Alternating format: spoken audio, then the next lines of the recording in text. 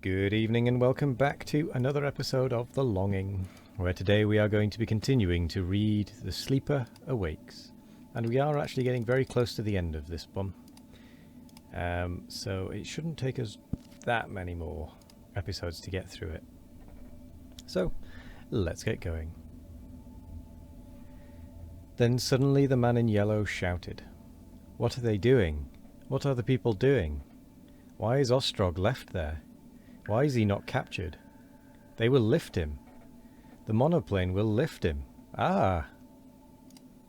The exclamation was echoed by a shout from the ruins.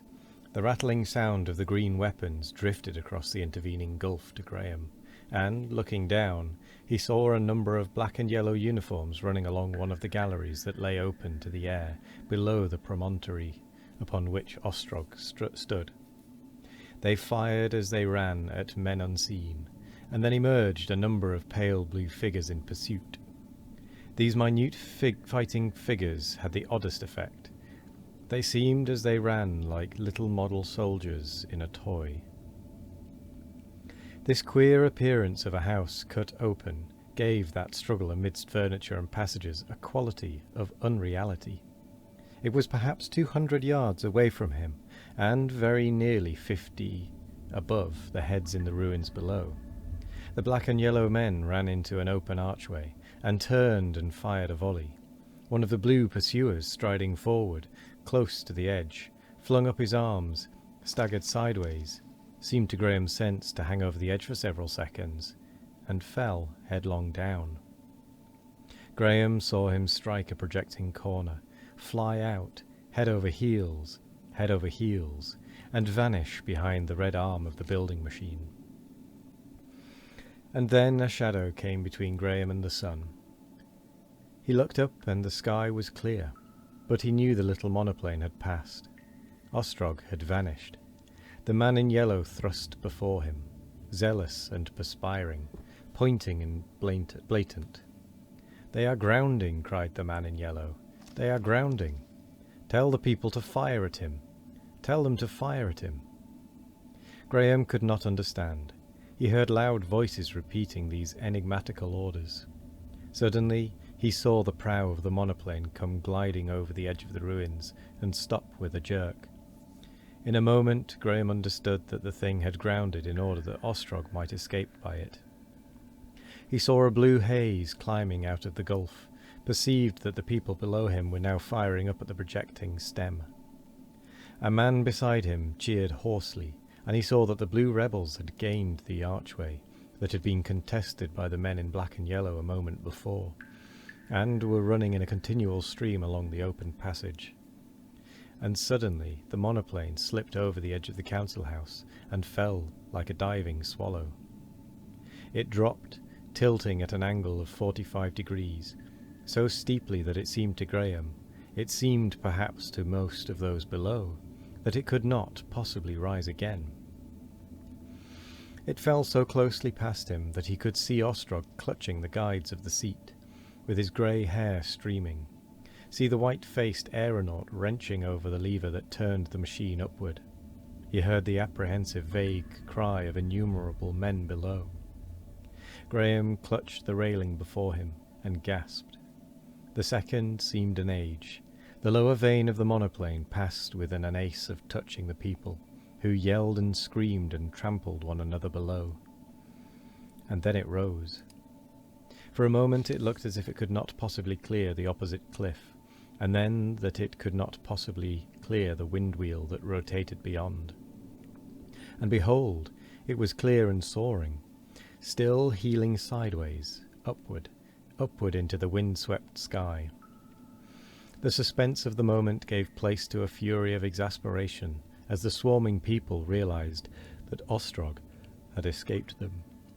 With belated activity they renewed their fire, until the rattling wove into a roar, until the whole area became dim and blue, and the air pungent with the thin smoke of their weapons.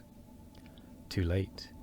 The flying machine dwindled smaller and smaller, and curved about and swept gracefully downward to the flying stage from which it had so lately risen.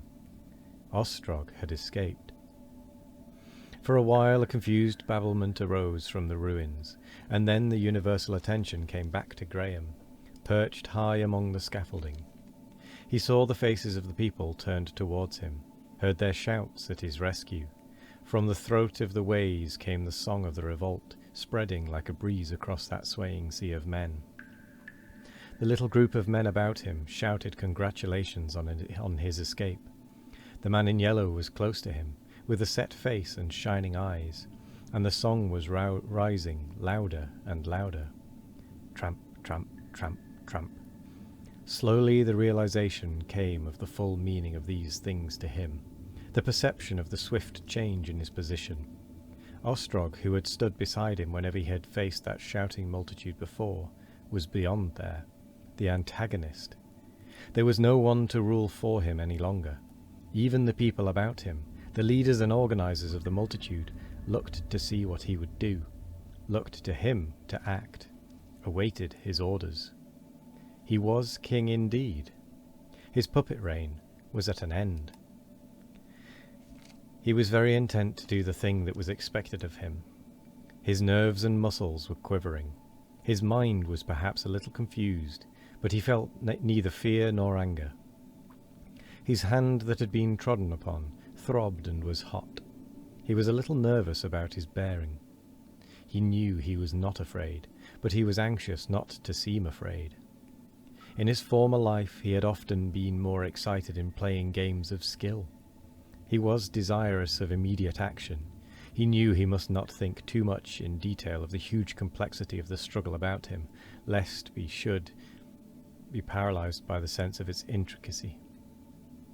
Over there, those square blue shapes, the flying stages, meant Ostrog. Against Ostrog, who was so clear and definite and decisive, he who was so vague and undecided was fighting for the whole future of the world. Chapter 23. Graham speaks his word. For a time the master of the earth was not even master of his own mind. Even his will seemed a will not his own. His own acts surprised him, and were but a part of the confusion of strange experiences that poured across his being. These things were definite. They were coming. Helen Wotton had warned the people of their coming, and he was master of the earth. Each of these facts seemed struggling for complete possession of his thoughts. They protruded from a background of swarming halls, elevated passages, rooms jammed with ward leaders in council, kinematograph and telephone rooms, and windows looking out on a seething sea of marching men. The men in yellow, and men whom he fancied were called ward leaders, were either propelling him forward or following him obediently. It was hard to tell. Perhaps they were doing a little of both. Perhaps some power unseen, and unsuspected, propelled them all. He was aware that he was going to make a proclamation to the people of the earth, aware of certain grandiose phrases floating in his mind as the thing he meant to say.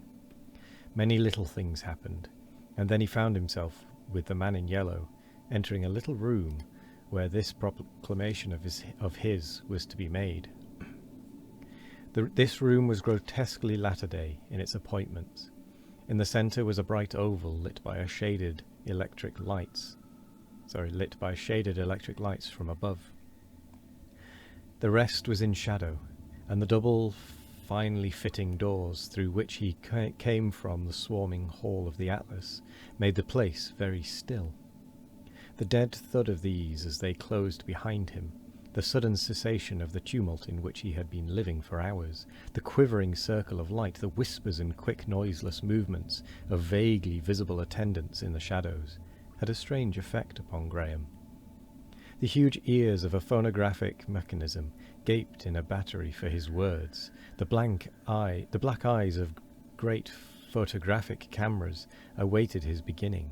Beyond metal rods and coils glittered dimly, and something whirled about with a droning hum. He walked into the centre of the light, and his shadow drew together black and sharp to a little blot at his feet. And with that, we come to the end of the episode. So I will say thank you very much for joining us today, I hope you all have a wonderful morning, evening, afternoon, or night. No matter what time of day it is, I hope you all have a wonderful one of it. And as always, we will be back tomorrow for more of The Longing. Goodbye.